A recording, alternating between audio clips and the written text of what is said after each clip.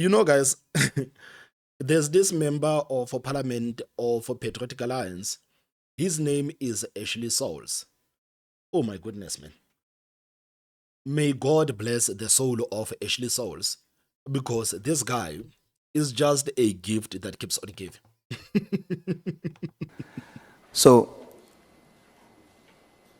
I've come to the conclusion, Minister, that based on the evidence, what you have written in your directive, based on what I've discovered on the evidence, was correct, not just futuristically, but also looking back. There has been grave misuse. And I want to say and put it to you, Minister, I am not convinced by your testimony of your relationships with Mr. Brian Mokhotsi and Mr. Matlala. Your testimony there is very questionable. I'm not convinced by it. But when it comes to the reasons and the evidence before me for disbandment and immediate versus winding down, I saw with facts that I've just put to you why it would be justified. Don't worry, Minister, about your position. Don't even worry about public opinion. Stand by your conviction. I don't even know where to begin. How can Ashley Sauls contradict himself like this? How can you say that you don't understand the testimony of Senzo Mchunu about his relationship with Brown Mokhotsi and the likes of Ket Matlala, and on the same breath saying that you understand why Senzo Mchunu had to disband the political killing task team? You are contradicting yourself, because if you had half a brain, you would actually think that, okay, maybe this relationship, this suspicious relationship of Senzo Mchunu and the likes of Ket Matlala is the reason why he disbanded the political killing task team. You remember, guys, on the 6th of July, General Ntanta Mkhwanazi told us that the reason why the political killing task team was disbanded is because these people, they have unmasked a syndicate in Gauteng.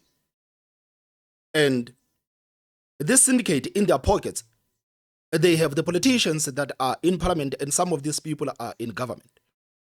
And now we are seeing in real time some of the names of the people that are supposedly in the syndicate there in Gauteng. And General Ntanta Mkhwanazi made an argument that after we have unmasked this syndicate in Gauteng, the political killing task team was actually disbanded. And we believe that this is the reason why it was disbanded. Today, as we speak, we are speaking about the likes of Morgan Maumela. We are speaking about the likes of Ket Matlala. We are speaking of the likes of Katiso KT Molefe. And all of these people are based in Gauteng. And these are things that were told to us by General Ntanta Mkhwanazi.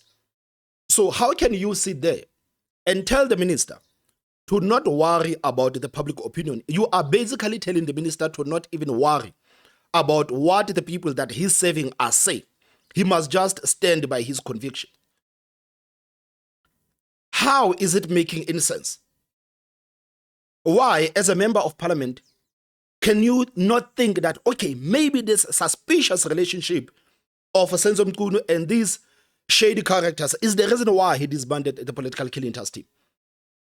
It's like me sitting here and saying that, you know, Minister Senzo Mchunu, I am not convinced by your testimony of your relationship with President Cyril Ramaphosa. But I understand, based on the evidence, why you had to seal the report of the investigations into Palapala. It does not make any sense. Because one, it links with two. You cannot dismiss one and think two, it is credible. It makes absolutely no sense. And things like this, I don't want to lie, they anger me because these are members of parliament. These are people that are paid for by hard-working South Africans. And every time when I see videos like this, I am convinced that I was right when I said that we don't need any of these members of parliament. South African, hard-working South African taxpayers, they don't need to be forced to pay for such nonsense. Because how can one sit there with a straight face telling the minister that you don't trust the testimony of his relationship with the likes of Ket Matlala, but at the same time, you understand why he disbanded the political killing task team? Guys, Senzo Mchunu himself, he did say that I cannot dispute the fact that the political killing task team was doing an amazing job. And that statement alone, he should be pinned down with that statement to say, if you cannot dispute that the political killing task team was doing an amazing job and the political killings had actually gone down, why did you feel the need to disband the political killing task team? Then Senzo Mchunu started to speak about the budget, and he started to speak about, no, this thing was being financed, and we felt like, okay, other departments in the South African Police Service, they had to suffer because of this political killing task team. We are not going to listen to these politicians telling us about money when so much money has been stolen in this country. If the political killing task team needs 5 billion rands, give them 5 billion rands. How do these people actually expect us as South Africans to understand that no, there was no money and other people were suffering because, and we have to make sure that everybody has money? If the political killing task team needs 5 billion rands, give them 5 billion rands. Just like right now, guys, I don't know if you have actually seen, there are articles that are run by News 24, somehow trying to say that no, it makes no sense why General Ntanda Mkhwanazi is asking for 30 million rands for the political killing task team. Since when has money become an issue? Since when? Because if a team is working and they can prove the results, and everybody can say that these people are working because the political killings have actually went down, why would you defund that? Why would you disband a political killing task team that you yourself have agreed that is doing an amazing job? So now you have the member of parliament of Patriotic Alliance basically saying that General Ntanda Mkhwanazi was speaking nonsense. This is what he say. And the audacity of this guy to look Senzo Mchunu in the eye and tell him to not worry about the public opinion. He's saying that Senzo Mchunu must disregard us as the people of this country. He must just stand by his convictions.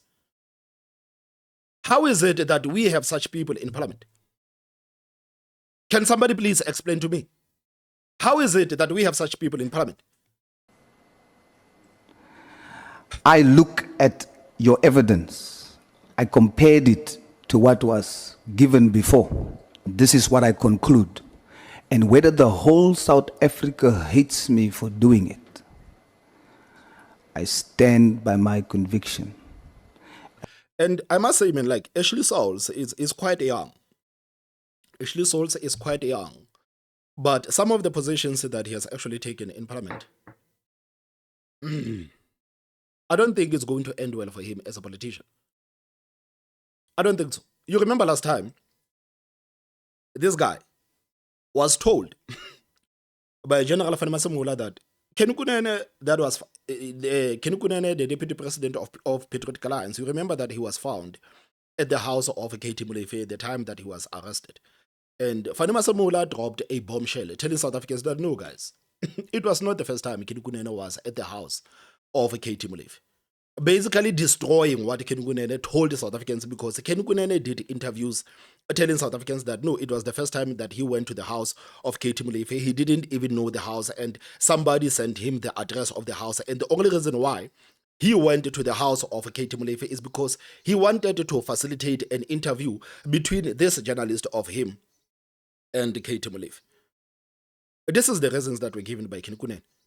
And we only found out later that no, Ken Kunene was at the house of Katie Molefe before. And the police told him to move. They told him to leave. And Ashley Sauls looked at the police commissioner to say, how sure are you that Ken Kunene was there? And the police commissioner says that, no, I have a team that is working for me.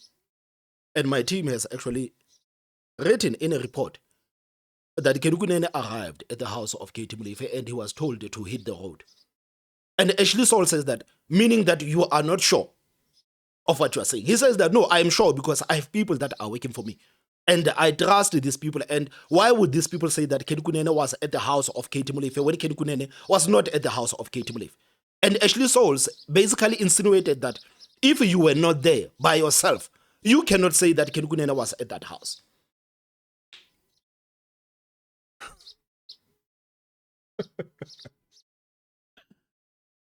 Oh, man. So Fadima Samola should not trust the people that is working for him. If you are the CEO of company, you must not trust any reports. If you are the president, you must do everything yourself. You must go to the hospitals and treat the people yourself. You must do everything yourselves. According to the logic of this guy. Because some of the people in the higher positions, they rely on the reports from the people that are working under them.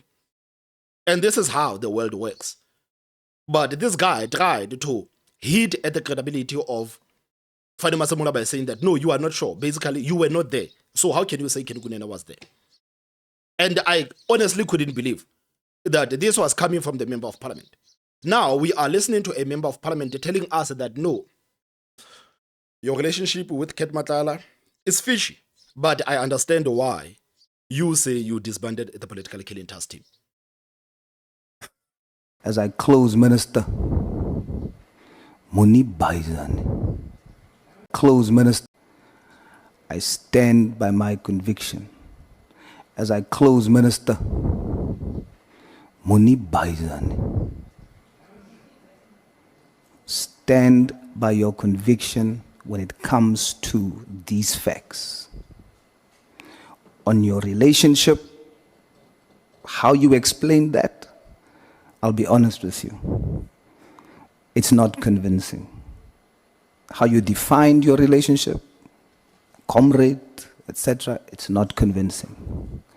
But based on this evidence, when you compare that there's a greater need to spend the money that's been spending on a small team, to spread that funding to service South African police service for the whole country, I see it here. And I've put it to you based on numbers. And again, like, it is such a nonsensical thing, even for Senzo Mchunu to say, because when the political killing task team was formed, they knew that, okay, these people have to have their own budget. They have to run on their own budget. And now that the political killing task team is running on their own budget, they are saying, no, how can the political killing task team run on their own budget? When are we going to catch a break as South Africans, guys? When are we going to catch a break? When? And if that is truly your conviction, stand by that conviction, even if you don't have the position. Put South Africans first. And when I look at this, that money that went for laundry, 4.4 million, could have paid full-time members of South African police service, could have strengthened our intelligence division. Stand by your conviction. I mean, the South African Police Service had the budget throughout the years, but they actually failed to do what the political killing task team was doing. So why are you now against these people having the budget? Because now you say that, no, like, the budget has to be spread out so that they can strengthen the South African Police Service. But the thing is that the South African Police Service, they had the budget throughout the years, and they didn't do anything. And now we have a political killing task team that has a budget, and they are actually doing something. How is it now a problem? I just do not get it, man. I just do not get it. And I'm sure, man, Senzo Mchunu is looking at this guy to say, man, just look at this idiot, man. Just look at this idiot. I'm trying my level best to lie to these people, to lie to South Africans so that I can get out of this mess. I have been humiliated. I have been embarrassed. I've came to this committee and said that there's a footage or there's a leaked recording where General Ntanta Mkhwanazi was speaking with the chief of staff and he was threatening me. And I told the chief of staff to illegally record the conversation that he had with the General Ntanta Mkhwanazi because I believe that General Ntanta Mkhwanazi was too angry. And I listened to that audio and the General Ntanta Mkhwanazi was threatening me. And guess what? The audio was released. But guys, I love you. I am not going to subject you to that nonsense. The audio was released. And there was no threats that General Ntanta Mkhwanazi made. And Julius Malema had to put this guy to the corner to say, Senzo Mchunu, there is no audio of General Ntanta Mkhwanazi threatening you. Just be honest. A whole conversation was released. 12 minutes was released. And there is no where General Ntanta Mkhwanazi threatened you. And the Senzo Mchunu said yes. General Ntanta Mkhwanazi did not threaten me. So how can you look that guy in the eye and tell him to stand by his convictions and throw around the slogan of a Patriotic Alliance like "Ons Baizani"? Ons Baizani. How can you do that? How can you do that? Unless a Patriotic Alliance is siding with the Senzo Mchunu and the shenanigans that are happening. I think it's time that the likes of Gaten McKenzie and Kitkune be actually asked a question. Where is Patriotic Alliance standing on all of this? Where are they standing on all of this? I don't know, guys. What are your thoughts? Please tell me in the comment section. Don't forget to hit the like button. And the most important part, subscribe. My name is Thomas Mabaso. I will see you next time. Bye-bye.